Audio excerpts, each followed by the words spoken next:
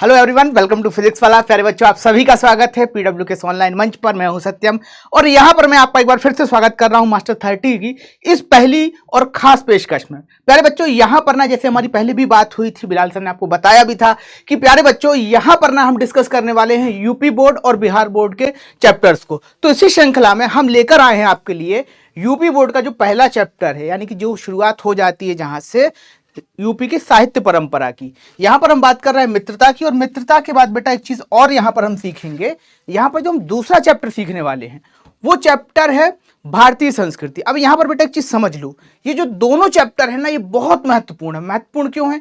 क्योंकि in chapter के बिना काम चल नहीं सकता। जब भी आप परीक्षा देखेंगे और परीक्षा में प्रश्नोत्तरों को देखेंगे तो आप ये 100% देखेंगे कि वहां पर ना मित्रता और भारतीय संस्कृति, वहां से कुछ या कुछ, अगर कुछ की बात करें तो केवल एक गद्यांश आता है, और बहुत कुछ की बात करें तो वहां पर एक गद्यांश और लेखक परिचय वहां से पूछा ही जा रहा है।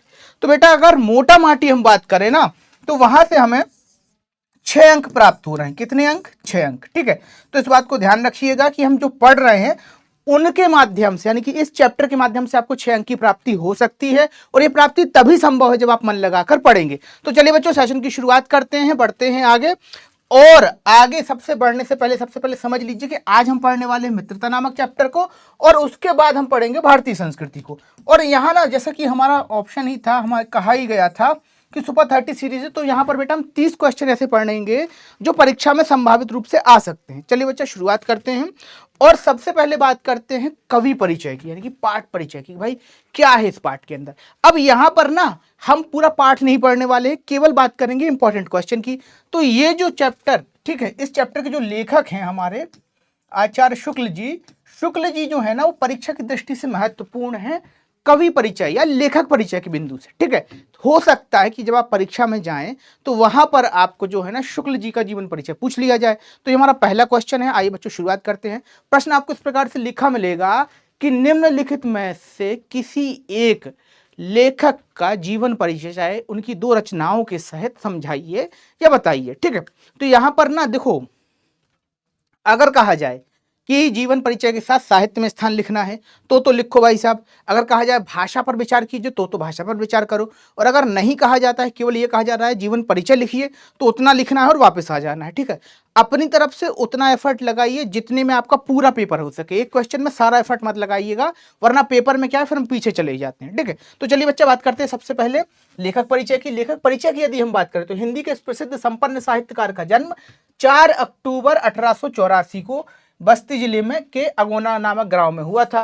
भाई इनके जो पिताजी थे उनका नाम था चंद्रवती शुक्ला। ठीक है, चंद्रवल्ली शुक्ला। ठीक है, और ये जो थे ना वो सुपरवाइजर कानूनगो थे। यानी कि देखो, आज के समय में जो पटवारी होता है ना, कि लिखा पढ़ी करता है, जमीन का जो हिसाब किताब वो रखता है कि कहाँ कितना बोया गया, कहाँ से कितना काटा गया, क्या हुआ जो। ठीक है, उस तरीके से एक पोस्ट हुआ करती थी पहले अंग्रेजों के जमाने में, कानूनगो। तो उनके पिताजी उस पोस्ट पर काम किया करते थे। देखो, होता यह है कि शुरुआती दौर में ना जो शुक्ल जी थे उन्होंने क्या किया था कि भाई हाई स्कूल की परीक्षा मिर्जापुर जिले के स्कूल से उत्तीर्ण की थी। ठीक है, लेकिन गणित में कमजोर होने के कारण इनकी शिक्षा आगे नहीं बढ़ सकी। ठीक है, इंटर की परीक्षा के लिए कायस्थ पाठशाला इलाहाबाद में प्रवेश लिया, किंतु अंतिम वर्ष की परीक्षा से ही पूर्व विद्यालय छूट गया। इन्होंने मिर्जापुर के न्यायालय में नौकरी कर ली, किंतु स्वभावानुकूल ना होने के कारण छोड़ दी और मिर्जापुर के मिशन स्कूल में चित्रकला के अध्यापक हो गए। तो भैया देख रहे हो, वही जो सबके जीवन में होता है कि कहीं उतार चढ़ाव है। कभी 10वीं की परीक्षा देने गए थे और 10वीं की परीक्षा तो पास कर लेते, लेकिन आगे की पढ़ाई गणित के चक्कर में नहीं हो पाती है। और देखो, एक बात इंटरेस्टिंग सी है ना कि जो छोटी छोटी समस्याएं हमें आ रही हैं वो छोटी छोटी समस्याएं सारे लोगों को आ रही है। बस फर्क ये है कि जो पार कर जाता है उनके बारे में हम पढ़ रहे हैं। जैसे आज हम शुक्ल जी के बारे में पढ़ रहे हैं, उन्हें भी गणित की समस्या थी, पर उन्होंने हिंदी की दुनिया में अपना नाम बना लिया। ठीक है, तो इस तरीके से छोटी छोटी समस्याएं आती रहती हैं। ये आप पर डिपेंड करता है कि आप उन्हें कैसे डील कर रहे हैं और कैसे एक बड़े आदमी के तौर पर आप उभरते हैं। ठीक है बच्चा, चलिए बात करते हैं रचनाओं की। तो रचना बेटा यहाँ पर 2 तरीके से इंपॉर्टेंट है। एक तो यहाँ से एमसीक्यू आपसे पूछा जा सकता है रचनाओं के माध्यम से। ठीक है, क्योंकि यूपी बोर्ड के अंदर एक पैटर्न ही है कि एक आलोचना या फिर शुक्ल जी की एक रचना लगातार पूछी जाती है। ठीक है, तो उसको ध्यान में रखिएगा। और दूसरी चीज जो है ना, कवि परिचय के अंदर या लेखक परिचय के अंदर आपसे कहा जाता है कि 2 रचनाओं का परिचय दीजिए और फिर बताइए कवि के बारे में। तो आइए बेटा समझ लेते हैं। देखो, निबंध संग्रह की यदि बात करें, शुक्ल जी उन लेखकों में से हैं हिंदी के अंदर जिन्होंने हिंदी की लगभग हर विधा को तराशा है। ठीक है, हर विधा में इनकी उत्कृष्ट रचनाएं उपलब्ध होंगी। तो उन ऐसे कवियों को पढ़ने के अंदर ना, या ऐसे लेखकों को समझने के अंदर एक चुनौती ये आती है कि इनकी कौन सी दो उत्कृष्ट रचनाओं की बात कर ली जाए, क्योंकि इनकी तो हर एक रचना उत्कृष्ट होती है। तो चलिए बच्चा आगे बढ़ते हैं और यहाँ पर समझते हैं उनकी कुछ प्रमुख रचनाओं के बारे में। सबसे पहले बात करते हैं निबंध संग्रह के बारे में। तो निबंध संग्रह के अंदर चिंतामणि भाग 1 और 2 और विचार वीथी इनके प्रमुख निबंध माने जाते हैं। इतिहास लेखन की परंपरा में हिंदी साहित्य का इतिहास, जो कि सर्वमान्य इतिहास है, आज के समय में जो यूपी बोर्ड की किताबों के अंदर आप पढ़ रहे हैं उसका कुछ भाग भी जो आप पढ़ते हैं ना, साहित्य का संक्षिप्त परिचय और गद्य का संक्षिप्त परिचय, पद्य का संक्षिप्त परिचय, तो कुछ भाग वहां से उसको स्टैंडर्ड फॉर्म में लेके वहां से लिया गया है। ठीक है, तो यहां पर ये इंपॉर्टेंट हो जाता है, इसको आप बता भी सकते हो। ठीक है, दो रचनाओं की यदि बात करता है तो आप यहां पर ना एक चीज ये कह सकते हो हिंदी साहित्य का इतिहास, और यहां बता सकते हो हिंदी साहित्य के इतिहास की बात कही गई है। दूसरा जो बात है, तो दूसरा आप मित्रता के बारे में बता सकते हो, जो कि निबंध है और आपका चैप्टर है, तो इसको आप बहुत अच्छे से जानते ही होंगे, इसको भी लिख सकते हो। ठीक है, वहां पे चलो आगे बढ़ते हैं। आलोचनाओं की यदि बात करें तो सूरदास, रश्मिमांसा, त्रिवेणी। ठीक है, संपादन की यदि बात की जाए तो जायसी ग्रंथावली, तुलसी ग्रंथावली, ठीक है, भ्रमर गीत, सार, हिंदी शब्द सागर, काशी नागरी प्रचारणी पत्रिका, आदम्ब, कादम्बनी। ठीक है, इन तमाम तरीके की पत्रिकाओं का प्रकाशन इन्होंने किया था। और इसके अतिरिक्त भी इनके कई नाटक हैं, कई जो है काव्य परंपरा है, कई सारी चीजों के अंदर हमें जो है शुक्ल जी की कला का विकास होते हुए दिखता है, शुक्ल जी की कला का प्रभाव होते हुए दिखता है अलग अलग विधाओं पर। चलिए बच्चा आगे बढ़ते हैं और बात करते हैं आगे के क्रम के अंदर शुक्ल जी की भाषा की। तो देखो बेटा, शुक्ल जी की जो भाषा है ना, वो शुक्ल युगीन, मतलब प्रारंभिक दौर में शुक्ल जी आते हैं। भारतेंदु जी के बाद जब दूसरा युग आता है ना, उसके बाद आता है द्विवेदी, फिर जब शुक्ल जी आते हैं। ठीक है, तो होता ये है कि उन तमाम तरीके की जो राइटर रहे ना, जो बहुत शुरुआत से लिख रहे थे, तो उनके सामने एक चुनौती ये थी कि हिंदी को प्रतिष्ठित भी करना है, खड़ी हिंदी को प्रतिष्ठित भी करना है, उसे उर्दू के प्रभाव से मुक्त भी करना है। ठीक है, उसे फारसी के प्रभाव से भी मुक्त करना है, उसे एक अपना स्वरूप देना है। तो तमाम तरीके के जो राइटर हो, चाहे वो द्विवेदी युग के राइटर हो, चाहे भारतेंदु युग के राइटर हो, चाहे शुक्ल युग के राइटर हो, ठीक है, इन सभी राइटरों के अंदर एक कॉमन चीज ये है कि इनकी जो भाषा है वो संस्कृत निष्ठ दिखाई देती है, यानी कि संस्कृत के जो शब्द हैं वो इनकी भाषाओं में दिखाई देते हैं, पर इनका प्रयोग इन्हें महान बनाता है कि भले ही संस्कृत के शब्द का इन्होंने भर भर के प्रयोग किया हो, पर भाषा इतनी सरल, इतनी सरस हो जाती है कि पढ़ने में मजा आता है। ठीक है बच्चा, चलो देखो आगे क्या है। शुद्ध तथा परिमार्जित खड़ी बोली है। परिष्कृत साहित्यिक भाषा में संस्कृत के शब्दों का प्रयोग होने पर भी बोधगम्यता सर्वत्र विद्यमान है। तो ये बात जो है ना, वो बात मैंने आप सबको पहले भी समझाई कि भले ही खड़ी हिंदी का प्रयोग किया गया, भले ही क्लिष्ट शब्दों का प्रयोग किया गया है, संस्कृत निष्ठ शब्दों का प्रयोग किया गया है, पर भाषा के प्रवाह में और बोधगम्यता में, सरलता में कोई अंतर नहीं आया। ठीक है, अब देखिए क्या है, कहीं कहीं उर्दू और फारसी तथा अंग्रेजी के शब्दों का भी प्रयोग मिलता है। तो बेटा ये ओवरऑल भाषा के लिए कहा जा रहा है। ठीक है, अब यदि बात की जाए इनकी शैली की, तो शुक्ल जी ने मुहावरे, लोकोक्तियों का प्रयोग करके भाषा को अभिव्यंजनापूर्ण, प्रभावपूर्ण एवं व्यवहारिक बनाने का भरसक प्रयास किया है। अब यदि शैली की बात करें बेटा, तो देखो मोटा माटी इनकी तीन प्रकार की शैलियां दिखाई देती हैं। एक तो दिखाई देती है आलोचनात्मक शैली, क्योंकि मूलतः ये आलोचक ही थे, तो अपनी शैली को छोड़ नहीं पाता, कहीं ना कहीं निबंध में, कहीं ना कहीं कहानी में वो एक आध वाक्य में दिख जाता है कि ये आलोचक महोदय की कहानी है। ठीक है, फिर दूसरी बात ये है वर्णनात्मक शैली में। वर्णनात्मक शैली में कई चीजें जो है वो कई कहानियों के अंदर जो है, इनकी रचनाओं के अंदर ये चीज हमें दिखाई देती है। ठीक है, और फिर एक आती है मनोवैज्ञानिक शैली, जो विचार वीथी, ठीक है, और चिंतामणि जैसे निबंधों के अंदर दिखाई देती है। चलिए तो बेटा बढ़ते हैं आगे इस जीवन परिचय को समझने के बाद और चर्चा करते हैं हमारे पहले गद्यांश की। तो देखो गद्यांश जो आपको आना है ना, वो आना है 2+2+2 के फॉर्म में। ठीक है, 6 नंबर का आना है, जिसमें से 2 के अंदर आपको क्या लिखना है, संदर्भ लिखना है। 2 के अंदर आपको क्या लिखना है, 2 नंबर के लिए किसी प्रश्न का या किसी रेखांकित भाग की व्याख्या करनी है, तो यहाँ पर 2 दूनी 4 नंबर हो जाएंगे। और 2 नंबर के अंदर आपको गद्यांश में से जो प्रश्न आया है उसका उत्तर देना है। तो इस तरीके से कुल मिलाकर आपको 6 अंक मिलने वाले हैं। ठीक है, चलिए बच्चा शुरुआत करते हैं। सबसे पहले जो है इस प्रकार से है, हम लोग कच्ची मिट्टी की मूर्ति के समान रहते हैं, जिसे जो जिस रूप में चाहे उस रूप का करे, चाहे राक्षस बनावे चाहे देवता। ऐसे लोगों का साथ करना हमारे लिए बुरा है जो हमसे अधिक दृढ़ संकल्प के हैं, क्योंकि हमें उनकी हर बात बिना विरोध के मान लेनी पड़ती है। पर ऐसे लोगों का साथ करना और बुरा है जो हमारी ही बातों को ऊपर रखते हैं, क्योंकि ऐसे ही दशा में ना तो हमारे ऊपर कोई दबाव रहता है और ना ही कोई सहारा रहता है। अब बेटा यहाँ पर ना एक काम की बात कहते हैं। देखो वैसे तो ये पूरा का पूरा जो निबंध है ना, आपको पढ़ना चाहिए। ठीक है, और पढ़ने के साथ साथ समझना भी चाहिए, क्योंकि यहाँ पर जिस तरीके की बात कह रहे हैं वो बात बहुत अटूट बात कहते हैं कि वास्तव में दोस्तों का चुनाव ऐसा करें जो आपको ऊपर की तरफ ले जाएं, जो आपको नीचे घसीटे वो मित्र नहीं कहलाते हैं, ठीक है, वो कहलाते हैं मीठे शत्रु, ठीक है, यानी कि छुपे हुए शत्रु, ठीक है। तो उसी बात को डिक्टेट करते हुए, उसी बात को बहुत अच्छे तरीके से समझाते हुए यहाँ पर शुक्ल जी एक बात कह रहे हैं कि यदि हमारा जो बाल्यावस्था होती है, हमारी जो किशोरावस्था होती है, मतलब 14 से लेकर 16 साल की उम्र जो होती है, 14 से 19 की उम्र मान लें, अगर बहुत बड़ी उम्र अगर फैला के बात करें, तो इस उम्र के अंदर क्या होता है कि जिन लोगों से हमारी मित्रता होती है, अगर वो लोग जो हैं वो हमसे कमजोर किस्म के हैं, ठीक है, तो हमारी चलेगी। लेकिन वो हमसे मजबूत इच्छा शक्ति वाले हों, दृढ़ विचारधारा वाले हों, हमसे ज्यादा उन्होंने दुनिया समझ रखी है, तो फिर उनकी चलने वाली है, क्योंकि हम तो मित्रों के अंदर उसी की चलती है जिसका प्रभाव ज्यादा होता है। और इसी बात को वो कह रहे हैं कि भाई ये जो उम्र होती है वो कच्ची उम्र है, आपको जैसी संगत मिलेगी आप वैसे हो जाएंगे, आपको कोई बड़ा बनाना चाहेगा तो आप महान हो जाएंगे, ठीक है। जैसे जीजा माँ ने शिवाजी मेहनत की थी अपने बच्चे पर, ठीक है, और शिवाजी को छत्रपति शिवाजी महाराज बनाया था, ठीक है। और एक कथा धुंधकारी की भी आती है कि भैया अच्छे घर में पैदा हुआ था और बाद में माँ ने धुंधकारी बना दिया। तो यहाँ पर इन दोनों वाक्यों के माध्यम से ये पता चलता है कि हम जैसी संगत करेंगे, जैसे हमारे मित्र होंगे, हम वैसे बन जाएंगे। और इसी बात को लेखक महोदय यहाँ पर दर्शाते हैं कि भाई हम कच्ची मिट्टी के समान होते हैं, और जैसे हमारी संगत होगी वैसा हमारा आकार हो जाएगा, चाहे कोई हमें देवता बना दे, चाहे कोई हमें राक्षस बना दे, ठीक है।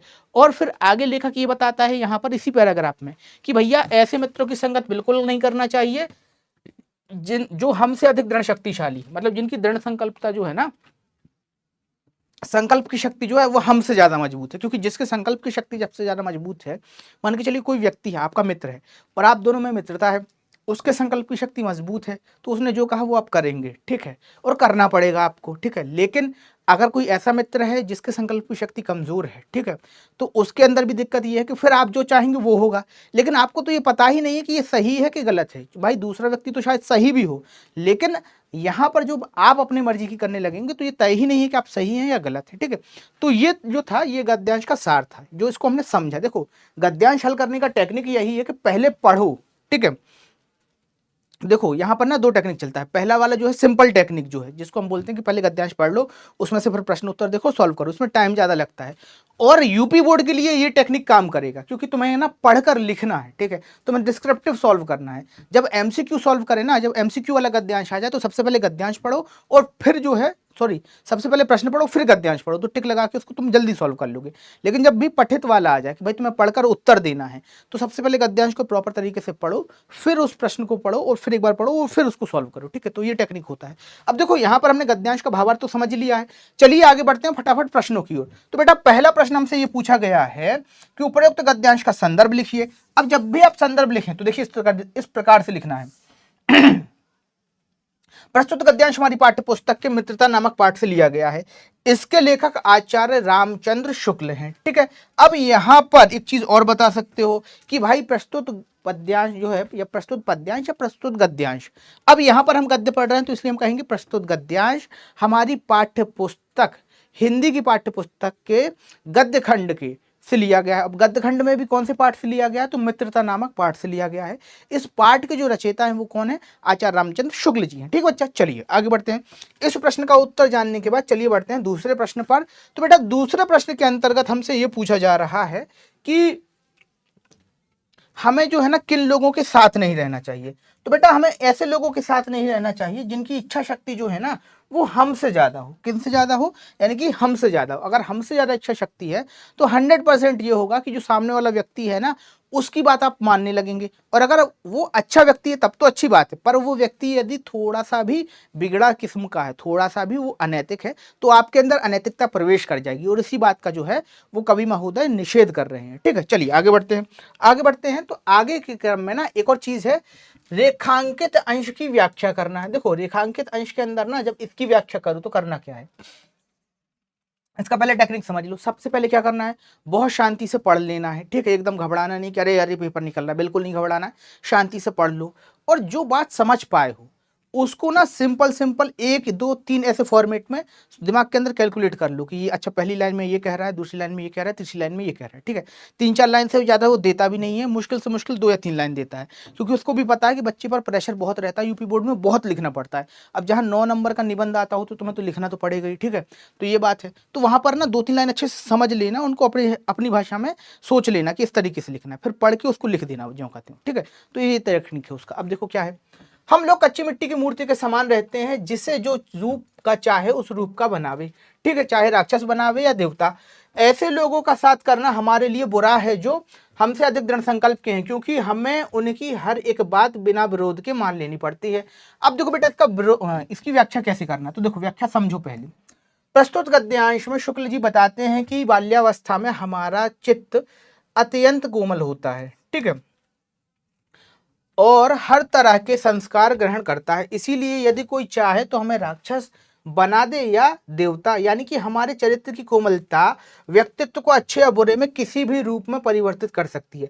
आगे लेखक यह भी स्पष्ट करता है कि ऐसे लोगों की संगत करना बहुत हानिकारक है जो हमसे ज्यादा संकल्प शक्ति के मालिक है, क्योंकि उनकी हर बात हमें माननी पड़ती है। तो इसी बात को कह रहा है कि भाई ऐसे लोगों की संगत करो। अब यहाँ पर चीज समझ में आई, वही सेम बात है, बस उसको थोड़ा सा रिफ्रेम करके कहना है। देखो रेखांकित पद का या रेखांकित भाग का अर्थ बताना कोई बहुत बड़ी बात नहीं होती है, बहुत सरल अर्थ से बताना होता है, बस जैसा आपको समझ में आता है वैसा लिखिए, ठीक है। हिंदी के अंदर ना भाव के अंदर जब भी आप किसी भी चीज का अर्थ बता रहे हैं तो वहां पर कुछ भी गलत कुछ भी सही नहीं होता है, ठीक है। अब इस बात को क्यों कह रहा हूं ये बात समझो, क्योंकि देखो जो बात आप लिख रहे हैं वो हर व्यक्ति का अपना समझने का स्तर है, अपना जानने का स्तर है। तो जो व्यक्ति जिस तरीके से समझेगा वो बात को उस तरीके से लिखेगा, ठीक है। तो इसलिए वहां पर कुछ भी गलत नहीं होता है, आपको अच्छे तरीके से सोच समझ के लिखना बस है, ठीक है बच्चा। चलिए आगे बढ़ते हैं, बात करते हैं अगले जो प्रश्न था, तो इसको बेटा हम पहले सॉल्व कर चुके हैं। हमें किन लोगों की संगत नहीं करनी चाहिए, तो बेटा ऐसे लोगों की संगत बिल्कुल नहीं करनी चाहिए जिनकी संकल्प शक्ति हमसे ज्यादा मजबूत है, ठीक है। चलिए आगे बढ़ते हैं और बात करते हैं अगले पैराग्राफ की। तो अगला पैराग्राफ इस प्रकार से है, विश्वासपात मित्र से बड़ी भारी रक्षा रहती है, जिसे ऐसा मित्र मिल जाए उसे समझना चाहिए कि खजाना मिल गया। विश्वासपात्र मित्र जीवन की एक औषध है। हमें अपने मित्र से यह आशा रखनी है चाहिए कि वे उत्तम संकल्प से दृढ़ हों, दोष और त्रुटि से हमें बचाएं, हमारे सत्य पवित्रता और मर्यादा के प्रेम को पुष्ट करें। जब हम कुमार्ग पर पैर रखें तब वे हमें सचेत करें, जब हम हतोत्साहित होंगे तब वे हमें उत्साहित करेंगे। सारांश यह है कि वे हमें उत्तमता पूर्वक जीवन निर्वहन करने में प्रायः में हर प्रकार से सहायता देंगे। सच्ची मित्रता में उत्तम से उत्तम वैद्य की सी निपुणता और परख होती है, अच्छी से अच्छी माता का सा धैर्य होता है और कोमलता होती है। ऐसी ही मित्रता करने का प्रयत्न प्रत्येक पुरुष को करना चाहिए। अब बेटा ये जो पैराग्राफ है ना, इसके अंदर ये बात बताई गई है कि मित्र कैसा हो और अच्छा मित्र होने से हमें कौन कौन से फायदे होते हैं। तो इन तमाम बातों को ना बहुत आराम से समझने के बाद ही हमें कहाँ चलना है, प्रश्नोत्तरों की दृष्टि पर चलना है। तो देखो यहाँ पर ना 2 बातें जो है वो इंपॉर्टेंट है। पहली बात तो ये है कि जो रेखांकित पद है उसको समझ लो, फिर हम इसकी सीधी व्याख्या ही करेंगे, ठीक है। सीधी की सीधी व्याख्या समझेंगे इस चीज की, ठीक है। अब देखो क्या है, विश्वासपात मित्र से बड़ी भारी रक्षा रहती है, जिसे ऐसा मित्र मिल जाए उसे समझना चाहिए कि खजाना मिल गया। विश्वास पात्र मित्र जीवन में एक औषधि के समान है। तो बेटा यहाँ दोस्त तो सबके सब होते हैं, ठीक है, लेकिन एक पक्का वाला दोस्त होता है जिसको आप कहते हैं विश्वास पात्र मित्र। उसको सबके रहस्य पता होते हैं और आपके बहुत सारे रहस्य ना उसे पता होते हैं कि भैया जी तो ये भी करते हैं, भैया जी तो ये भी कर रहे हैं, भैया जी तो कोचिंग में ये काम भी कर रहे हैं, तो उसे सब पता होता है। ऐसे ही मित्र से भारी रक्षा होती है अगर वो मित्र क्या है कि आपके रहस्य को आप तक रख रहा है, ठीक है, और आपको सदमार्ग की ओर ले जा रहा है, तब तक तो आपकी रक्षा है। और अगर कुमार्ग की ओर ले जा रहा है तो फिर रक्षा नहीं है। तो यहाँ पर मूल भाव यही है, ठीक है। और इसी बात को लेकर उन्होंने कहा है कि यदि विश्वासपात मित्र है तो वो एक औषधि की तरह काम करता है। और ये बात सच भी है बेटा, कहा जाता है कि किसी ऐसे व्यक्ति से अपनी बात कहना जो आपके बहुत क्लोज हो, आपके मन को हल्का करता है, तो ये मनोविज्ञान में एक दवा के रूप में भी प्रयोग में लाई जाती है, ठीक बच्चा। चलिए अब बढ़ते हैं प्रश्न उत्तरों की ओर। तो पहला जो प्रश्न है वो इसी प्रकार से कि उपर्युक्त गद्यांश का संदर्भ लिखिए। तो गुरुजी संदर्भ इस तरीके से लिखना है प्यारे बच्चों, प्रस्तुत गद्यांश हमारी पाठ्य पुस्तक की मित्रता नामक पाठ से लिया गया है।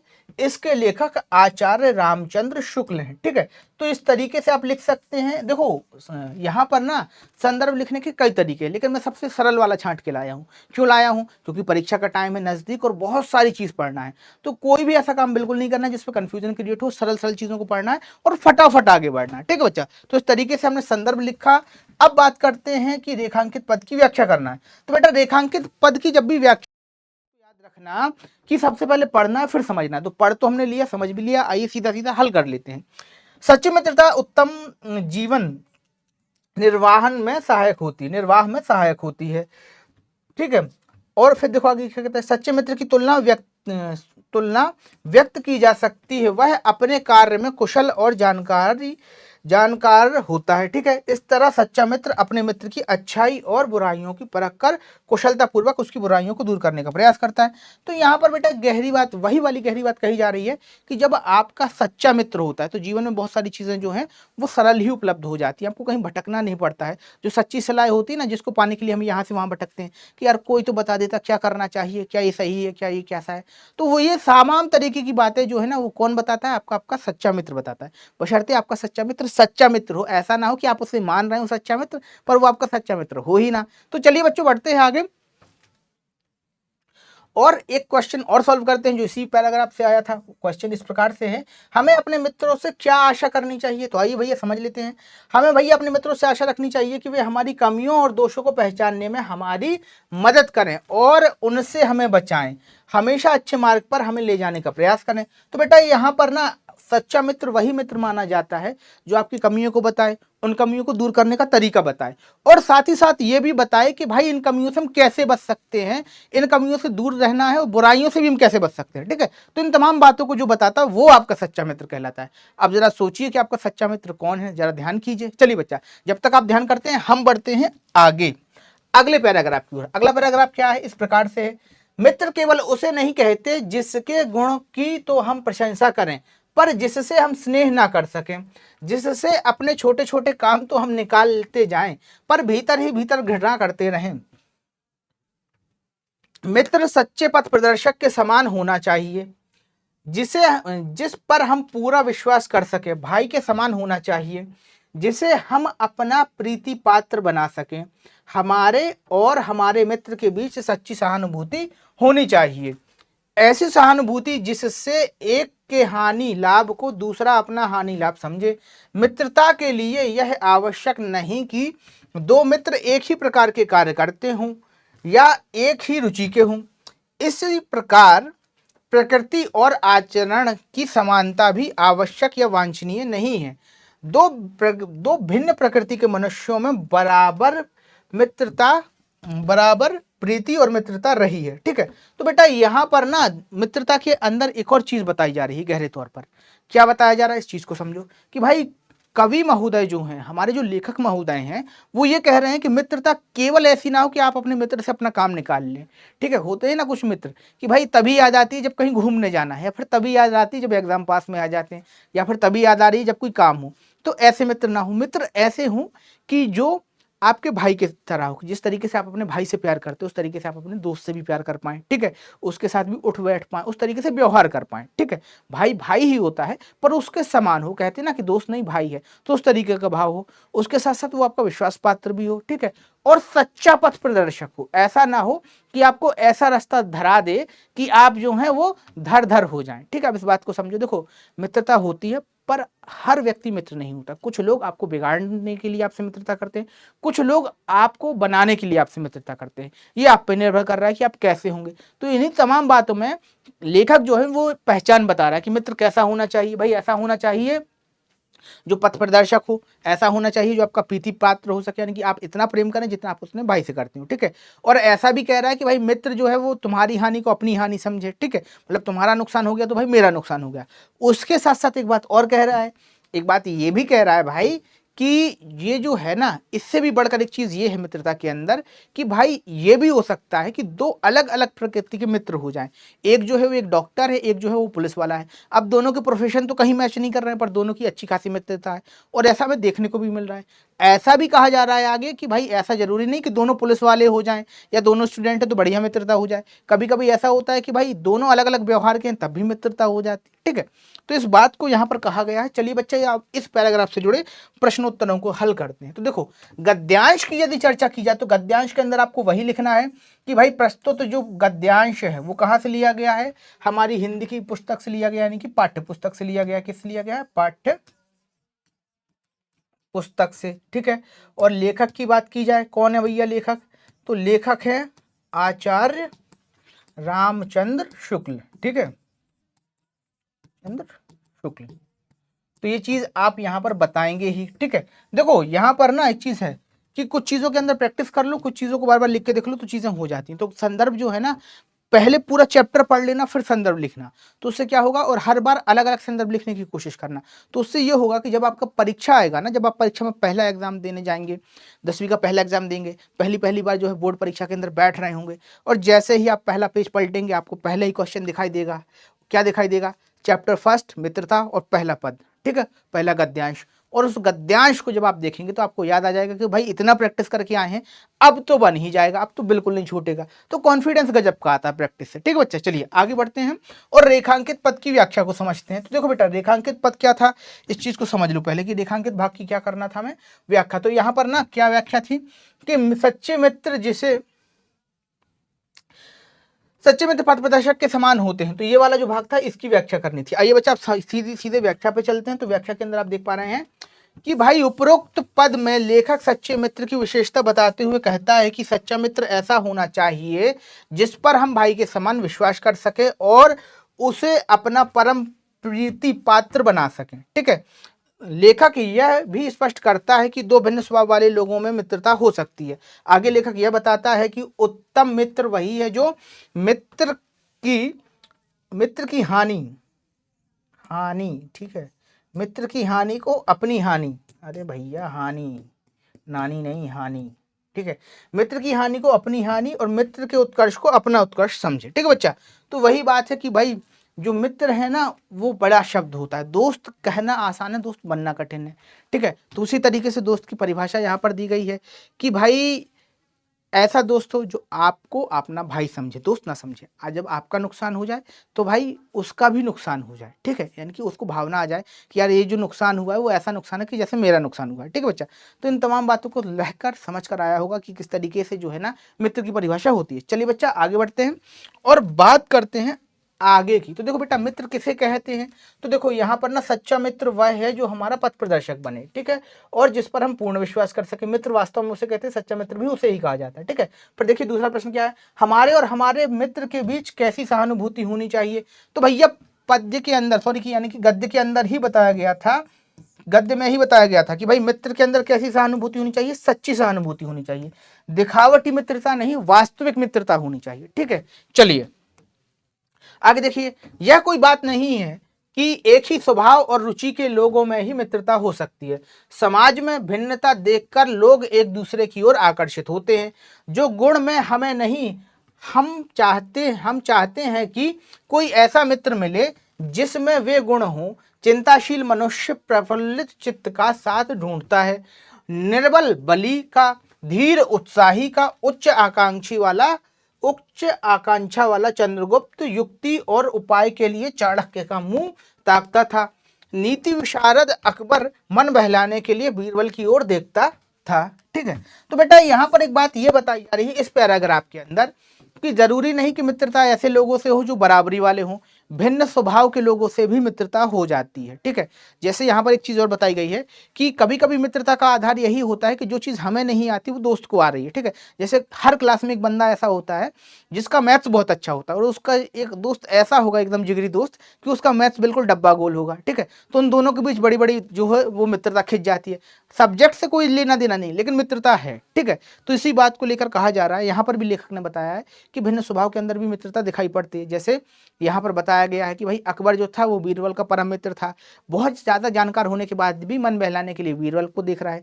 चंद्रगुप्त के बारे में बताया जा रहा है कि चंद्रगुप्त जो था वो इस समय का मतलब अपने समय का बहुत बड़ा राजा हुआ, लेकिन करना क्या है, कैसे जो है राजतंत्र चलाना है, इन सब बातों के लिए वो चाणक्य से सलाह लेता था। ठीक है, तो यहाँ पर इन दोनों का मित्रता का उदाहरण देकर ये बात समझाई गई है। चलिए बच्चा बढ़ते हैं आगे और प्रश्न हल करते हैं। तो बेटा यहाँ पर ना उपर्युक्त गद्यांश का संदर्भ लिखना है। तो बेटा चूंकि आपको पता है कि यहाँ पर मित्रता पाठ से प्रश्न उत्तर हल कर रहे हैं, तो सारे जो प्रश्न है वो मित्रता के ही माने जाएंगे। ठीक है, तो यहाँ पर हम पूर्ववत लिख के आगे बढ़ते हैं और सॉल्व करते हैं अगले प्रश्न। लेकिन परीक्षा में पूर्ववत लिख के मत आ जाना कि पूर्ववत, तो नंबर कुछ नहीं मिलेगा। ठीक है, एक ऐसा गोला बनाएगा और बस हो गया।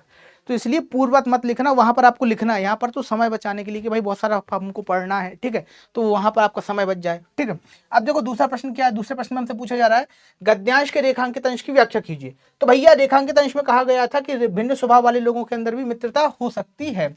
एक दूसरे से विपरीत गुण देखकर लोग एक दूसरे के प्रति आकर्षित होते हैं। यहाँ मित्रता का आधार समानता नहीं बल्कि विपरीत गुणों के प्रति आकर्षण होता है। तो बेटा यही बात कही जा रही है कि विपरीत गुण के अंदर भी जो मित्रता होती है वो भी हो सकती है। जैसे कर्ण की मित्रता किससे थी? दुर्योधन से थी। दुर्योधन महादुष्ट आदमी, ठीक है, और कर्ण कैसा था? महान समझदार आदमी। पर दोनों की मित्रता थी। महाभारत के अंदर आप देख ही रहे हैं कि अंत तक कर्ण जो है वो दुर्योधन का साथ देता है। ठीक है, तो इस तरीके से यहाँ पर मित्रता का हमें पर्याय देखने को मिला कि भाई मित्रता का आधार समानता और विषमता दोनों चीजें हो सकती हैं। पर यह जरूरी नहीं कि समानता है तब भी मित्रता हो या विषमता हो तब भी मित्रता हो। दोनों कंडीशन में मित्रता हमें देखने को मिलती है। अगला प्रश्न देखिए, व्यक्ति एक दूसरे की ओर क्या देखकर आकर्षित होते हैं? तो बेटा व्यक्ति जो है ना वो एक दूसरे से विपरीत गुण देखकर एक दूसरे की ओर आकर्षित होते हैं। ये बात भी सच है कि भाई देखो यदि कोई सुंदर व्यक्ति है ना और एक कुरूप व्यक्ति है तो कुरूप व्यक्ति सुंदरता देखकर आकर्षित होगा। ठीक है, और यदि सुंदर है और उसके पास पैसा नहीं हो, दूसरे व्यक्ति के पास पैसा है, तो भाई वो पैसा देखकर आकर्षित होगा। अब तुम समझ ही गए होगे कि किसका बात चल रहा है। ठीक है, तो यहाँ पर ये बात जो है ना सच है कि जो चीज आपके पास नहीं है उस चीज को देखकर आप आकर्षित होते हैं और इसी चक्कर में मित्रताएं हो जाती हैं। ठीक है, और फिर बाद में वो मित्रताएं इस चक्कर में टूट भी जाती हैं। चलिए आगे बढ़ते हैं अगले प्रश्न की ओर। अगला प्रश्न इस प्रकार से है, मित्र का कर्तव्य इस प्रकार बताया गया है, उच्च और महान कार्य में इस प्रकार सहायता देना, मन बढ़ाना और साहस दिखलाना कि तुम अपनी निज की सामर्थ्य से बाहर काम कर जाओ। यह कर्तव्य उसी से पूरा होगा जो दृढ़ चित्त और सत्य संकल्प का हो। इससे हमें ऐसे ही मित्रों की खोज में रहना चाहिए जिनसे हमें हमसे अधिक आत्मबल हो। हमें उनका पल्ला इस तरह पकड़ना चाहिए जिस तरह सुग्रीव ने राम का पल्ला पकड़ा था।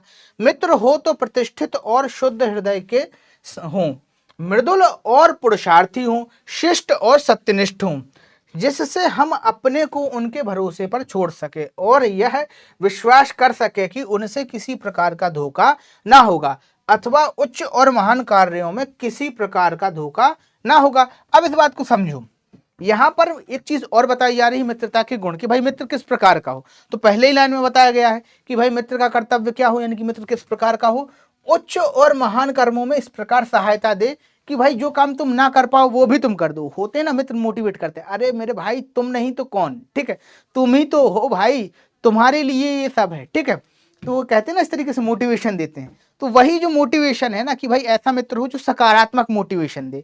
कुछ देते हैं नकारात्मक मोटिवेशन कि भाई तुम ही हो, ठीक है, और तुम ही हो के चक्कर में तुम फंस गए। ठीक है, पर एक होता है सकारात्मक मोटिवेशन, वो इस तरीके से दिया जाता है कि भाई आप अच्छा कर सकते हैं, करिए करिए, और आप सच में मित्रों की सहायता से बहुत अच्छे अच्छे काम हो भी जाते हैं। ठीक है, और फिर आगे क्या कहा जा रहा है कि भाई दृढ़ और चित्त ऐसे लोगों की सहायता करो या ऐसे लोगों से मित्रता करो जिनका संकल्प शुद्ध हो। ठीक है, हमसे ज्यादा आत्मबली हों और अच्छे संकल्प वाले लोग हों, क्योंकि अच्छे संकल्प वाले ही लोग तो आगे जीवन में कुछ अच्छा करने की दिशा देते हैं, और अच्छे लोगों के साथ रहेंगे तो हम भी कुछ अच्छा करेंगे। चलिए बच्चा आगे बढ़ते हैं।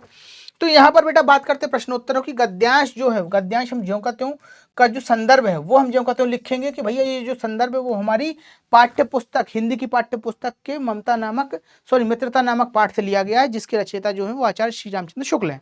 अब आगे बात करते हैं रेखांकित भाग की व्याख्या की। तो देखिए गद्यांश के रेखांकित अंश की व्याख्या कीजिए। अब कैसे करना ये समझ लीजिए।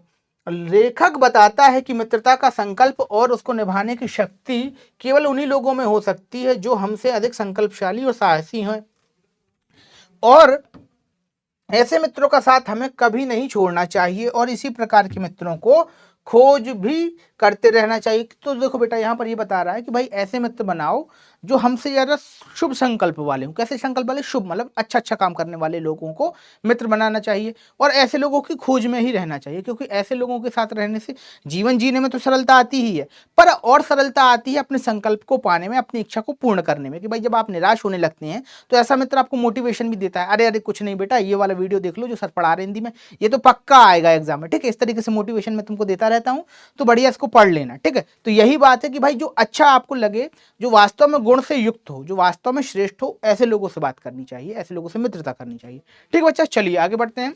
और यहाँ पर ना एक प्रश्न और है आपके लिए, हमें कैसे मित्रों की खोज सदा रहनी चाहिए? तो हमें ऐसे मित्रों की खोज में सदा रहना चाहिए जिनमें हमसे अधिक आत्मबल हो। क्या हो? आत्मबल। आत्मबल बेटा एक कॉन्सेप्ट है, इसका प्रयोग जो है ना वो मोटिवेशन की दुनिया में सेल्फ कॉन्फिडेंस के नाम से किया जाता है, और मूलतः ये जो शब्द आया है ये योग से आया है। ठीक है, देखो इसका सेंस क्या है, इस बात को समझो कि हमारी आत्मा का जो बल है वही आत्मबल कहलाता है। ठीक है, तो ये चीज जो है वो आत्मबल से आई हुई है। ठीक है, अब आगे बढ़ते हैं अगले प्रश्न की ओर। अच्छे मित्र के गुण का उल्लेख कीजिए। तो बेटा अच्छे मित्र के जो गुण हैं वो इस प्रकार से: मित्र हो तो प्रतिष्ठित हो, शुद्ध हृदय के हों, मृदुल पुरुषार्थी हूं, तो शिष्ट और सत्यनिष्ठ हूं। तो भैया कैसा कैसा होना चाहिए? प्रसिद्ध होना चाहिए, शुद्ध हृदय वाला होना चाहिए, मतलब प्योर हार्ट वाला होना चाहिए, मृदुल और पुरुषार्थी हूं। मृदुल मतलब बहुत अच्छा, बहुत कोमल, बहुत सरल बात कहता हो, फूहड़बाजी ना करता हो। ठीक है, उल्टे सीधे जोक्स ना मारता हो। ठीक है, फिर पुरुषार्थी हो मतलब बहुत ज्यादा मेहनत करने वाला हो, मेहनती बंदा हो। ठीक है, सत्यनिष्ठ हो, अब ऐसा तो आजकल लोग ही नहीं होते जितना क्वालिटी यहाँ पर बताया गया है, पर परीक्षा की दृष्टि से लिखना तो यही पड़ेगा, तो लिखिएगा। ठीक है बच्चा, चलिए आगे बढ़ते हैं हम अगले प्रश्न की ओर। अगला प्रश्न इस प्रकार से: उनके चरणों में बड़े से बड़े वीर अद्भुत कार्य कर गए, और ना बड़े बड़े ग्रंथकार ऐसे विचार छोड़ गए हैं जिनसे मनुष्य जाति के हृदय में सात्विकता की उमंगें उठती हूं। उनके लिए फूल पत्ती में कोई सौंदर्य नहीं है, झरनों के कलकल में मधुर संगीत नहीं है, अनंत सागर तरंगों पर गंभीर रहस्यों का आभास नहीं है, उनके भाग्य में सच्चे प्रयत्न और पुरुषार्थ का आनंद नहीं है, उनके भाग्य में सच्ची प्रीति का सुख और कोमल हृदय की शक्ति नहीं है, जिनकी आत्मा अपने इंद्रियों विषयों में लिप्त है, जिनका हृदय नीचाश्रयों और कुत्सित विचारों से कलुषित है। ऐसे नशोन्मुख प्राणी को दिन दिन अंधकार में पतित होते देख कौन ऐसा होगा जो तरस खाएगा? उसे ऐसे प्राणियों का साथ ना करना चाहिए। तो प्यारे बच्चों, यहां पर एक बात ये कहता है, जो हमारा लेखक है वो ये बात कह रहा है कि भाई ऐसे लोगों की संगत मत करो जो पतित लोग हों, और उसका कारण भी बताता है, उसके लक्षण भी बताता है कि भाई जब देखो, अगर मन स्वस्थ है तो आपको प्रकृति में आनंद आएगा, जब फूल खिलेगा तो आपको भी अच्छा लगेगा कि वाह क्या फूल खिला है। लेकिन अगर मन कलुषित है और कुछ विकृत विचार आपके अंदर है तो पक्का आप उस फूल को तोड़ने जाएंगे कि लाओ तोड़ देते हैं। कोई सेंस नहीं उस बात का कि फूल का क्या महत्व, कुछ नहीं।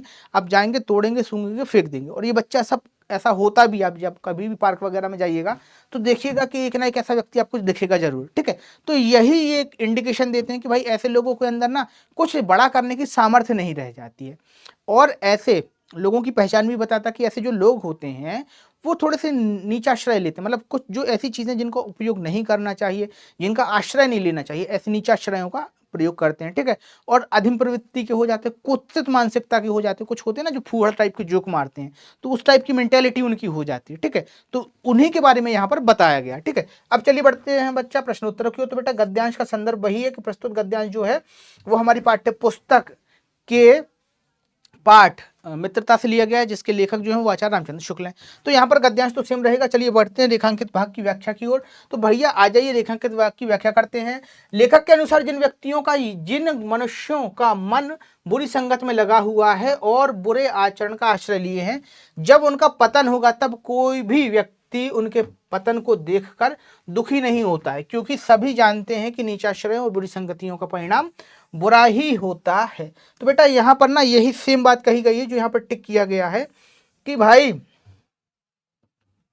जब कोई बुरा व्यक्ति, अब बुरा व्यक्ति का सेंस क्या है या कैसे बुरा मित्र कहें, तो देखो यहां पर इंडिकेशन भी दिया गया है प्रॉपर।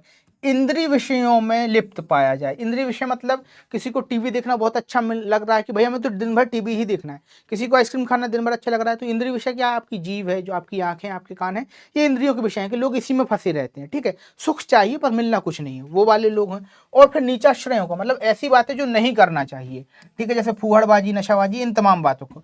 कुत्सित विचार कैसे? ऐसे ऐसे विचार जिनका प्रयोग जो है ना वो उचित नहीं है या करना नहीं चाहिए। ठीक है, तो ऐसे लोगों का जब पतन होता है, क्या होता है? पतन होता है। तो ऐसे लोगों को देखकर कोई तरस भी नहीं खाता है। अब देखो रावण से ही देख लो, रावण जैसा विद्वान जिसके नाना ब्रह्मा जी थे, ठीक है, और जब उसका पतन हुआ तो कोई उसको पूछा नहीं कि भाई रावण को मत मारिएगा, रावण बहुत विद्वान है। इवन उनके गुरुजी भी उनको नहीं बचाए। ठीक है, तो इस तरीके से जब बुरे लोगों का पतन होता है तो उनको कोई सहायता नहीं देता है। यही बात जो है इस रेखांकित पद के संदर्भ में, सॉरी यानी कि व्याख्या के अंदर हमें लिखनी है। चलिए बच्चे आगे बढ़ते हैं और बात करते हैं अगले प्रश्न की। तो देखो अगला प्रश्न क्या है, हमें किस प्रकार के प्राणियों का साथ नहीं करना चाहिए? तो बेटा ऐसे प्राणियों का साथ हमें बिल्कुल नहीं करना चाहिए जो नीचाश्रयी हो, यानी कि जिनकी विचारधारा कुत्सित हो। ठीक है, जिसको कहते हैं ना लो क्लास मेंटेलिटी, कि भाई विचारों को बहुत अच्छे तरीके से सोच नहीं पाते, हर चीज का बुरा पक्ष उन्हें दिखाई देता है। तो ऐसे लोगों का कभी भी सहयोग या ऐसे लोगों से मित्रता नहीं करनी चाहिए। फिर आगे क्या है, जिनके बुरे विचार हो उनसे, और जो नशा आदि करते हो। ठीक है बेटा, देखो किसी भी व्यक्ति से मित्रता करो, लेकिन ऐसे व्यक्ति से कभी मित्रता मत करो जो नशा करता हो, जिसके विचार जो हो वो थोड़े से गंदे किस्म के हो। ठीक है, और दूसरी चीज, ऐसे व्यक्ति से कभी मित्रता मत करो जो बात बात में जो है कुछ शब्दों का प्रयोग करता हो। ठीक है, कहीं आप खड़े हैं, कुछ बोल दिया तो चार लोगों में आप पर प्रभाव आएगा, इसलिए ऐसे लोगों की मित्रता कभी नहीं करना चाहिए। चलो आगे बढ़ते हैं अगले प्रश्न पर। अगला प्रश्न है, लेखक किस बात पर तरस खाने की बात कह रहा है? तो बेटा लेखक इस बात पर तरस खाने की बात कह रहा है कि जब किसी बुरे व्यक्ति का जो अंत आता है तो वो उस पर कोई तरस नहीं खाता। ठीक है, और इस बात को देखकर लेखक को तरस आ रहा है। ठीक है, तो बेटा ये तो था चैप्टर कौन सा? मित्रता वाला। अब हम बात कर रहे हैं भारतीय संस्कृति की, चूंकि ये इंपॉर्टेंट चैप्टर, यहां से प्रश्न आते ही आते हैं। और जीवन परिचय की दृष्टि से देखो यहां पर ना एक कैलकुलेशन है कि अगर जितनी बार भी पेपर होगा, जैसे मान के चलो 3 बार पेपर होगा, तो 3 बार में से 2 बार जो है ना यहाँ पर लेखक परिचय में राजेंद्र बाबू का लेखक परिचय पूछा जाता है। ठीक है बच्चा, तो चलिए अब फटाफट जीवन परिचय जान लेते हैं। संक्षिप्त जीवन परिचय जानेंगे जो कि परीक्षा की दृष्टि से महत्वपूर्ण होगा। आइए आगे बढ़ते हैं। देखो क्या है, जन्म कब हुआ था? सन 3 दिसंबर 1984 को हुआ था। ठीक है, और कहाँ हुआ था? जीरादेई गांव में, यानी कि छपरा बिहार में हुआ था। और मृत्यु हो जाती है 28 फरवरी को 1963 में। ठीक है, यानी कि 62 की लड़ाई के दौरान ये कार्यरत थे, ये कहीं ना कहीं थे। अब देखो क्या है, राजन बाबू, देखो राजन बाबू ना उन लोगों में से हैं जो बड़े प्रतिभाशाली लोग थे, बड़े मेहनती, बड़े समझदार लोग थे। शुरुआत में क्या होता है कि ये वकालत की पढ़ाई करते हैं और बहुत शानदार जो है वो अपनी वकालत जमा भी लेते हैं। देश के प्रसिद्ध वकीलों में से ये एक होते हैं। ठीक है, इसीलिए तो इन्हें संविधान सभा में जगह भी मिलती है आगे जाके। ठीक है, तो इतना बड़ा विद्वान होने के बाद फिर क्या होता है कि गांधी जी के संपर्क में आते हैं और इस चीज को समझते हैं कि असहयोग की भावना कितनी जरूरी है, स्वतंत्रता कितनी जरूरी है, इन तमाम बातों को समझते हैं और फिर शुरुआत कर देते हैं गांधी जी के साथ स्वतंत्रता आंदोलन में जुड़ने की। ठीक है, और वहां से राजन बाबू का एक नया किरदार उभरता है, नई चीजें जो हैं वो समझ में आती हैं। चलिए बच्चा बढ़ते हैं आगे। फिर देखो आगे क्या है, अब यहां पर ना इनकी अगर कुछ प्रमुख कृतियों की बात करें तो इंडिया डिवाइडेड, सत्याग्रह एट चंपारण, भारतीय शिक्षा, गांधी जी की देन। ठीक है, शिक्षा और संस्कृति, मेरी आत्मकथा, बापू के कदमों में मेरी यूरोप यात्रा, संस्कृति का अध्याय, चंपारण में महात्मा गांधी। तो ये कुछ प्रसिद्ध जो चीजें हैं, इनकी जो रचनाएं हैं वो हैं। इनमें से कोई भी 2 रचना याद करना है तो बेटा चैप्टर के अकॉर्डिंग जो है ना, भारतीय संस्कृति भी आप याद कर सकते हैं। मूलतः जो चैप्टर आप पढ़ रहे हैं इस टाइम, या भारतीय संस्कृति जो मूल चैप्टर है वो एक भाषण का भाग है जिसको लिखकर निबंध के रूप में आपके सामने प्रस्तुत किया गया है। तो ये पढ़ने में बहुत जटिल लगता है, बहुत नीरस सा लगता है, लेकिन परीक्षा की दृष्टि से उतना ही महत्वपूर्ण है ये। ठीक है, देखो एक बात और है ना, यहाँ पर एक चीज और समझ लो भैया जी। एक चीज ये है कि जीवन में जो जो चीजें बहुत ज्यादा कष्ट देती हैं वो चीजें जीवन में फायदा उतना ज्यादा करती हैं। जैसे सुबह उठना किसी को पसंद नहीं है, मुझे भी पसंद नहीं है, लेकिन उठता हूँ। क्यों उठता हूँ? क्योंकि ये स्वास्थ्य के लिए लाभदायक है। नींद बहुत ज्यादा कड़वी होती है पर स्वास्थ्य के लिए लाभदायक है। तो जीवन में जो जो कष्टकारक चीजें हैं वो जीवन में कहीं ना कहीं फायदा करती हैं। ठीक है, बस उन पर डटे रहना चाहिए। अब आगे बढ़ते हैं बेटा, करते हैं भाषा की बात। तो राजन बाबू की यदि भाषा की बात कही जाए तो सहज सरल खड़ी बोली है। ठीक है, खड़ी बोली में ही इन्होंने ज्यादा प्रयोग किया है। ठीक है, और इनकी खड़ी बोली में संस्कृत, उर्दू, अंग्रेजी आदि भाषाओं के शब्द भी हमें देखने को मिलते हैं। ठीक है, और भाषाओं के अंदर ना देखो ज्यादा बनावटीपन नहीं है, बिल्कुल सरल बात कह रहे हैं। ठीक है, और देशी शब्दों का प्रयोग या देशी जो जो संस्कृति है उसकी छाप भी हमें दिखाई देती है। ठीक है, और इनकी भाषा के अंदर ना 2 तरीके के प्रकार देखने को मिलते हैं। एक तो साहित्यिक शैली, कि भाई हर चीज को बहुत अच्छे तरीके से साहित्यिक रूप से प्रेजेंट करेंगे। और दूसरी शैली जो है वो भाषणात्मक शैली, कि भाषण में व्यक्त करते हुए। ठीक है, तो ये जीवन परिचय था जो कि परीक्षा की दृष्टि से इंपॉर्टेंट था। बेटा इसका प्रैक्टिस करके जाना और इसको बार बार लिखकर प्रैक्टिस कर लेना। हो सकता है नहीं, मुझे ये लगता है कि आएगा ही आएगा। ठीक है, अब आगे आपका किस्मत है, लेकिन मेरा जो है ना इस बार का प्रेडिक्शन ये कह रहा है कि यूपी बोर्ड के अंदर लेखक परिचय में राजन बाबू का जीवन परिचय आना ही है। ठीक है, चलिए अब बढ़ते हैं यहां पर हम गद्यांश की ओर। तो बेटा गद्यांश इस प्रकार से, भिन्न भिन्न धर्मों के मानने वाले जो सारी दुनिया के सभी देशों में बसे हुए हैं, यहाँ थोड़ी बहुत संख्या में पाए जाते हैं। और जिस तरह यहाँ की बोलियों की गिनती आसान नहीं है, उसी तरह विभिन्न भिन्न धर्मों के संप्रदायों की भी गिनती आसान नहीं है। इन विविधताओं को देखकर यदि अपरिचित आदमी घबराकर कह उठे कि यह एक देश नहीं अनेक देशों का समूह है, यह एक जाति नहीं अनेक जातियों का समूह है, इसमें आश्चर्य की बात नहीं होगी, क्योंकि ऊपर से देखने वालों को जो गहराई में नहीं जाता भिन्नता ही दिखाई देगी। तो बेटा सबसे पहले जो है ना, यहाँ पर जब प्रश्न आएगा आपको इस प्रकार से पूछा जाएगा कि संदर्भ क्या है। संदर्भ आपको इस प्रकार से बताना है, प्रस्तुत गद्यांश हमारी हिंदी की पाठ्य पुस्तक के गद्य खंड के भारतीय संस्कृति नामक पाठ से लिया गया है, जिसके रचयिता, अब बेटा यहाँ पर मैंने लेखक नहीं लिखा है, रचयिता इसलिए लिखा है, जानबूझ के लिखा है क्योंकि ये एक भाषण का हिस्सा है। तो यहाँ इसका रचयिता तो हो सकता है पर लेखक नहीं हो सकता, क्योंकि लिखा तो किसी दूसरे ही ने होगा, तब तो आपकी किताब में शामिल हुआ है। ठीक है, तो यहाँ पर जिसका जो रचयिता है वो है डॉक्टर राजेंद्र प्रसाद जी हैं। ठीक है, चलो अब आगे बढ़ते हैं, प्रश्नोत्तरों की बात करते हैं। तो गद्यांश के रेखांकित भाग की व्याख्या करनी है। रेखांकित भाग के अंदर हमने ये देखा था कि ये कहा जा रहा है कि भाई दुनिया में बहुत सारे धर्म हैं और इन तमाम तरीके के धर्मों में भारत के अंदर भी कुछ धर्म, कुछ चीजें दिखाई देती हैं। इन्हीं चीजों को देखते हुए यदि कोई बाहरी व्यक्ति आता है जिसको विविधता का अनुभव नहीं है, वो ये सोचेगा कि भाई भारत में तो धर्म की बात करें तो धर्म के ढेरों के ढेर हैं। अगर भाषाओं की गणना करने जाए तो हर गांव में अलग तरीके की भाषा, वो कहते हैं ना कोस कोस पर पानी बदले चार कोस पर पानी। ठीक है, कि भाई कोस कोस पर पानी बदल जाता है, चार कोस पर पानी बदल जाता है। तो ये इनकी भाषाओं का प्रभाव है। और यहाँ पर साथ ही साथ विविधता, बहुत सारी चीजों की विविधता देखकर जो है ना आदमी के मन में ये कंफ्यूजन आ जाएगा, किसी अनजान व्यक्ति के मन में ये कंफ्यूजन आ जाएगा कि क्या यह देश है या देशों का समूह है, क्या यह संस्कृति है या संस्कृतियों का समूह है।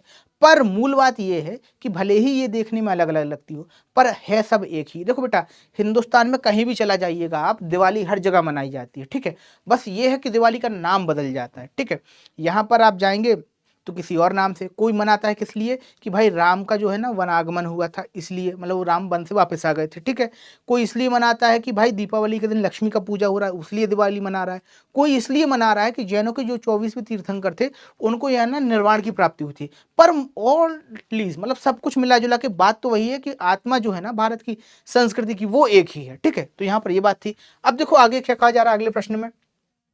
लेखक ने भारतीय संस्कृति को अनेक देशों का समूह समूह क्यों कहा है? भैया लेखक के अनुसार भारत में विविधता है और भिन्न भिन्न प्रकार की भाषा बोलियां हैं, भिन्न भिन्न प्रकार की पहनावा उड़ावा और संस्कृति है। इन तमाम संस्कृतियों को देखते हुए, इन तमाम विविधताओं को देखकर कोई अनजान व्यक्ति यही समझेगा कि ये जो भारत है ना ये संस्कृतियों का समूह है या विविध प्रकार की धारणाओं का, विभिन्न प्रकार के धर्मों का समूह है, ना कि एक स्वतंत्र राष्ट्र है। ठीक है, तो इसी बात को लेकर उन्होंने यहाँ पर ये बात कही है। ठीक है, चलिए आगे बढ़ते हैं अगले प्रश्न की ओर। अगला प्रश्न क्या है? यह केवल एक काव्य की भावना नहीं बल्कि एक ऐतिहासिक सत्य है जो हजारों वर्षों से अलग अलग अस्तित्व रखे हुए अनेकानेक जलप्रपातों और प्रवाहों का संगम स्थल बनकर एक प्रकांड और प्रगाढ़ समुद्र के रूप में भारत में व्याप्त है, जिसे भारतीय संस्कृति का नाम दे सकते हैं। इन अलग अलग नदियों के उद्गम भिन्न भिन्न हो सकते हैं और हो रहे हैं, और इनकी धाराएं भी अलग अलग बही हैं और प्रदेश के अनुसार भिन्न भिन्न प्रकार के अन्य अन्य फल फूल पैदा करती हैं, पर सब में एक ही शुद्ध सुंदर स्वस्थ और शीतल जल बहता है जो उद्गम और संस्कृत और संगम में एक ही हो जाता है। तो बेटा यहाँ जब भी पूछा जाए गद्यांश का संदर्भ पूर्वत रहेगा कि भाई पहले जो चीजें थी वही चीज अभी भी है। इस लेखक के, इस पाठ के जो राइटर हैं वो है राजेंद्र प्रसाद जी, और ये जो पाठ लिया गया है आपकी हिंदी के अंदर लिया गया है। ठीक है, चलिए आगे बढ़ते हैं। और अब आगे बढ़ने के बाद बात करते हैं अगले जो है आपका रेखांकित भाग की व्याख्या की। तो देखो, उपरोक्त गद्यांश के अंदर लेखक भारत में व्याप्त विभिन्न विभिन्न संस्कृतियों को नदियों की उपमा देते हुआ है।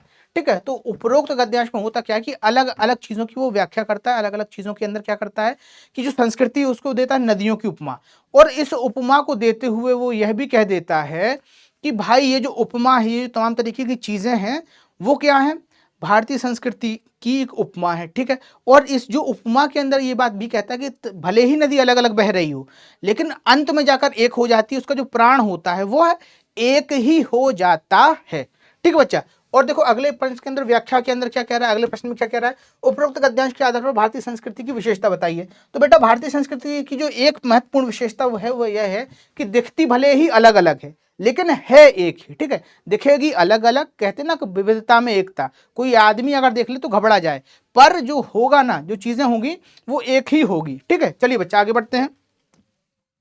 अब देखिए अगला प्रश्न क्या है, यह एक नैतिक विचार और आध्यात्मिक स्रोत है जो अनंत काल से प्रत्यक्ष और अप्रत्यक्ष रूप से संपूर्ण देश में बहता है रहा है और कभी कभी मूर्त रूप होकर हमारे सामने आता रहा है। यह हमारा सौभाग्य रहा है कि हमने ऐसे एक मूर्त रूप को अपने बीच चलते फिरते हंसते रोते भी देखा है और जिसने अमरत्व की याद दिलाकर हमारी सूखी हड्डियों में नई मज्जा डाल हमारे मृत पाए शरीर में नए प्राण फूंके हैं और मुरझाए हुए दिलों को फिर खिला दिया है। वह अमृत तो सत्य और अहिंसा का है जो केवल इसी देश के लिए नहीं, आज मानव मात्र के जीवन के लिए अत्यंत आवश्यक हो गया है।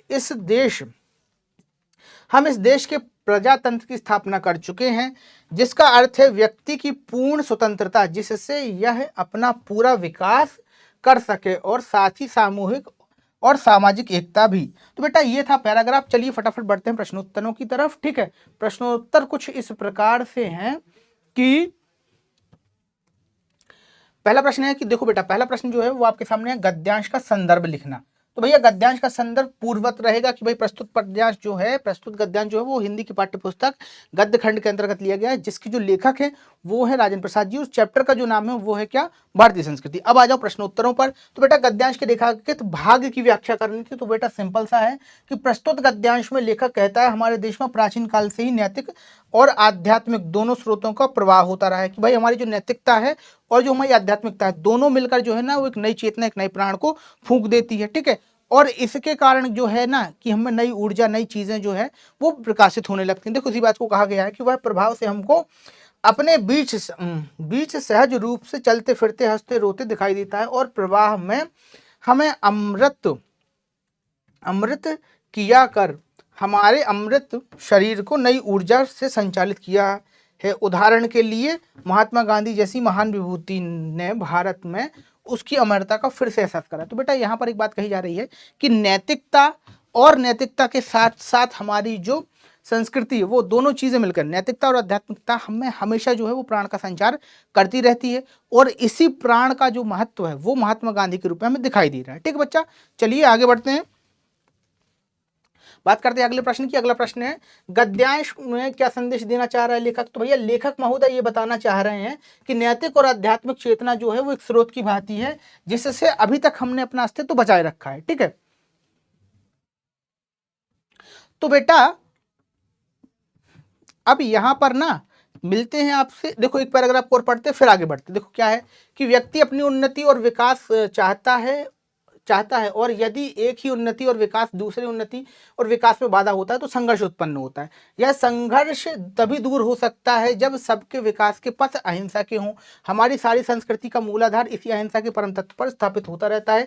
जहां जहां हमारे नैतिक सिद्धांतों का वर्णन आता है अहिंसा को उसमें प्रमुख स्थान दिया गया है। अहिंसा का दूसरा नाम त्याग है। ठीक है, और हिंसा का दूसरा नाम जो है वो क्या है, स्वार्थ है। ठीक है, और प्राय भोग से ही हमारे मन में स्वार्थ, प्राय भोग के रूप में ही हमारे मन में सामने आता है, पर हमारी सभ्यता ने तो भोग भी त्याग से ही निकलता है। ठीक है, तो यहाँ पर बेटा वही बात कही जा रही है। आइए इसका फटाफट अर्थ समझ लेते हैं। सबसे पहले जो हम बात करने वाले हैं वो इस तरीके से बात करने वाले हैं कि गद्यांश का संदर्भ जो है बेटा वो पूर्वत रहेगा। ठीक है, और इसके बाद जो है ना रेखांकित पद की व्याख्या है। तो बेटा रेखांकित पद के अंदर यह कहा जा रहा है कि अहिंसा जो है ना वो त्याग का दूसरा भाग है और इसके साथ साथ ये भी कही जा रही है कि हमारी जो संस्कृति है ना वो अहिंसा को महत्व देती है, इसीलिए जो है ना वो हम स्वार्थ से लाखों कोसों दूर रहते हैं। ठीक है, अब आगे देखो, आगे क्या कहा जा रहा है, आगे ये कहा जा रहा है लेखक के अनुसार हमारी संस्कृति का मूलाधार क्या है, ये पूछा जा रहा है हमसे। तो बेटा लेखक के अनुसार हमारी संस्कृति का जो मूलाधार है वह है अहिंसा रूपी त्याग, कि जब तक हम त्याग करते रहेंगे जब तक हम स्वतंत्र रहेंगे। ठीक है, अगला प्रश्न देखो क्या कहता है, लेखक के अनुसार संघर्ष कैसे दूर हो सकता है। तो बेटा लेखक के अनुसार संघर्ष इसी तरीके से दूर हो सकता है जब हम जो है ना वो अहिंसा के मार्ग को अपना ले, मतलब त्याग के मार्ग को अपना ले, किसी से लड़ाई झगड़ा ना करें, त्याग के मार्ग पर चलें, दूसरे लोग भी विकसित हों और हम भी विकसित हों। ठीक बच्चा, तो ये इस प्रश्न का उत्तर था। चलिए बच्चा मिलते हैं अगले पैराग्राफ से। तो देखो बेटा जो पैराग्राफ यही था वही पैराग्राफ यही है, ठीक है, उसके ही आगे का भाग है। अब यहां पर ना एक बात ये कही जा रही है कि भाई पैराग्राफ जो है ना, यहां पर एक बात ये कही जा रही है, पैराग्राफ को पढ़ना है फिर समझना है कि भाई क्या कहा जा रहा है। तो आइए फटाफट पढ़ लेते हैं। हम अपने 2 दिनों में भी ऐसे मनुष्यों और कर्तव्य कर्मयोगियों को पैदा कर सके जो संसार के इतिहास में किसी युग के अत्यंत उच्च आसन के अधिकारी होते। अपनी दास्ता के दिन में हमें गांधी जैसे कर्मठ धर्मनिष्ठ क्रांतिकारी को, रविंद्र जैसे मनीषी कवि को और अरविंद तथा रमण जैसे महर्षियों योगियों को पैदा किया। और उन्हीं दिनों में हमने अनेक उत्कट विद्वानों और वैज्ञानिकों को पैदा किया जिनका सिक्का संसार मानता है। जिन हालातों में पढ़कर संसार की प्रसिद्ध जातियां मिट गईं, उनसे हम न केवल जीवित ही रहे वरन अपनी आध्यात्मिक और बौद्धिक गौरव को बनाए रख सके। उनका कारण यही है कि हमारी सामूहिक चेतना ऐसे नैतिक आधार पर ठहरी हुई है जो पहाड़ों से भी मजबूत और समुद्रों से भी गहरी और आकाश से भी अधिक व्यापक है। तो आइए बेटा फटाफट इसका प्रश्न उत्तर हल करते हैं। तो देखो संदर्भ ज्यों का त्यों रहेगा। अब बढ़ते हैं मूल प्रश्नों पर। तो बेटा रेखांकित अंश की व्याख्या आपको बोली जाएगी। यहाँ पर बेटा केवल रेखांकित अंश की व्याख्या के अंदर आपको यह बताना है कि पूरे के पूरे जो रेखांकित भाग है उसमें बस इतना कहा गया है कि जो आपकी नैतिक चेतना है, जो आपकी नैतिक चेतना है और आधारभूत चेतना है वो बहुत ज्यादा अत्यंत विपरीत परिस्थितियों में भारत की संस्कृति ने और भारत ने सरवाइव किया। देखो कई लोग आए कई लोग मिट गए पर हम हमेशा से यही हैं। ठीक है, चलिए तो ये बात कही जा रही है। दूसरा प्रश्न देखो क्या है, हमने अपने 2 दिनों में किस प्रकार के मनुष्यों को पैदा किया। तो बेटा देखो गांधी जैसे कर्मनिष्ठ धर्मनिष्ठ महात्माओं को पैदा किया, अरविंद महर्षि घोष रमण जैसे कई विद्वानों को हमने पैदा किया। ठीक है बच्चा, चलिए आगे बढ़ते हैं अगले प्रश्न की ओर। अगला प्रश्न है लेखक ने गद्यांश में क्या संदेश देना चाहे। तो बेटा लेखक ने गद्यांश में यही संदेश देना चाहे कि इस गद्यांश के माध्यम से लेखक ने भारतीय संस्कृति के नैतिक पक्ष की प्रकाशना की है कि ये जो पक्ष है ना वो बहुत महत्वपूर्ण है। ठीक है, इंपॉर्टेंट है। चलिए बच्चा बढ़ते हैं आगे। तो यहाँ पर एक और गद्यांश है जिसका हम सीधा सीधा पढ़ेंगे प्रश्न उत्तर। तो देखो यहाँ पर रेखांकित भाग हमें पढ़ना है जो कि इसका हमें व्याख्या करने को आएगा और एक प्रश्न आएगा। तो देखो व्याख्या में क्या है, हमारी संस्कृति का मूल आधार इसी अहिंसा तत्व पर स्थापित रहा है। जहां जहां हमारे नैतिक सिद्धांतों का वर्णन आया है अहिंसा को ही उनमें से मुख्य स्थान दिया है। अहिंसा का दूसरा नाम या दूसरा रूप त्याग है और हिंसा का दूसरा रूप या नाम स्वार्थ है जो प्रायः भोग के रूप में हमारे सामने आता है। पर हमारी सभ्यता ने तो भोग को त्याग से ही निकलता है, यानी कि हमारी संस्कृति में क्या है, भोग भी त्याग से निकल रहा है और भोग भी त्याग में ही पाया जाता है। श्रुति कहती है शतेन तेन त्यक्तेन भुज्यर्था, इसी के द्वारा हम व्यक्ति के बीच का विरोध, व्यक्ति और समाज के बीच का विरोध, समाज और समाज के बीच का विरोध, देश और देश के बीच का विरोध मिटाना चाहते हैं। हमारी सारी नैतिक चेतना इसी तत्व से ओतप्रोत है। आजा बेटा फटाफट इसका वो समझ लो। गद्यांश के संदर्भ की यदि बात करें तो बेटा वही बात आपको फिर से लिखनी है कि प्रस्तुत गद्यांश हमारी हिंदी की पाठ्य पुस्तक के गद्य खंड के भारतीय संस्कृति नामक पाठ से लिया गया जिसके रचयिता राजेंद्र प्रसाद हैं। फिर दूसरी बात ये कहनी है कि रेखांकित अंश की व्याख्या आपसे कही जा रही है। तो आइए फटाफट समझ लेते हैं। उक्त गद्यांश में लेखक स्पष्ट करता है कि जो त्याग करते हैं वे ही सुखी रहते हैं। इसी सूत्र के प्रयोग से मानव का, समाज से समाज का और देश से देश का वैमनस्य भाव नष्ट किया जा सकता है। ठीक है, दूसरी बात यह है कि हमारे नैतिक सिद्धांतों में किसी चीज को प्रमुख स्थान दिया गया है, इसका दूसरा रूप क्या है। तो यहाँ पर तीसरा प्रश्न जो पूछा जा रहा है वो यही पूछा जा रहा है कि भाई किसका नाम दिया गया है और क्या कहा गया है। तो देखो उत्तर बिल्कुल सिंपल है कि हमारे नैतिक सिद्धांतों में अहिंसा को प्रमुख स्थान दिया गया है और अहिंसा का दूसरा नाम ही क्या है, त्याग। ठीक है, तो यहाँ पर ये 2 बातें जो हैं वो कही जा रही हैं। तो चलिए बच्चों इसी के साथ मैं लेता हूं आपसे विदा। अरे कुछ प्रश्न और रह गए तो वो भी देख लीजिए। स्वार्थ के क्या क्या दुष्परिणाम होते हैं। तो बेटा स्वार्थ के कारण ना व्यक्ति से व्यक्ति की, समाज से समाज की और राष्ट्र से राष्ट्र की बुराइयां जन्म लेती हैं। ठीक है, और यहाँ पर ना इसीलिए जो है आप देख रहे होंगे कि कई राष्ट्रों में लड़ाइयां हैं, कई देशों में लड़ाइयां केवल अपने अपने स्वार्थ को लेकर है। ठीक है, और पारस्परिक विरोध को कैसे दूर किया जा सकता है अगले प्रश्न में पूछा जा रहा है। तो अगले प्रश्न में देखो बेटा कैसे दूर किया जा सकता है। तो भाई पारस्परिक विरोध को जो है ना वो त्याग के माध्यम से दूर किया जा सकता है। ठीक है बच्चा, तो ये था इस बार का सेशन। मिलते हैं अगले सेशन में कुछ नया लेकर, कुछ खास लेकर। तब तक के लिए बने रहिए पीडब्ल्यू परिवार के साथ। धन्यवाद।